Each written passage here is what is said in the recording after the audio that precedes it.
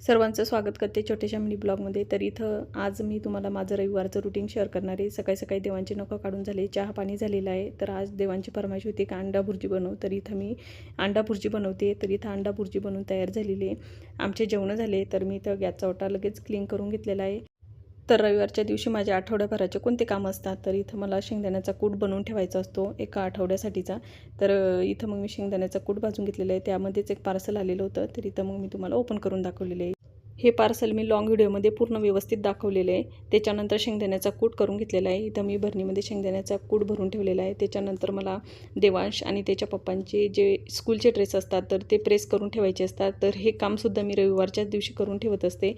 रविवारच्या दिवशी आठवड्याभराचा बाजारसुद्धा निवडून ठेवत असते, लसूण सोलून ठेवत असते. तर इथं मी लसूण सोलवते. बाहेर मुलं खेळत होते आणि आठवड्याभरात जे कडधान्य लागतं ते सुद्धा मी भिजायला टाकून देत असते. तर चला, इथं छोटा मिनी ब्लॉग कसा वाटला. बाबा.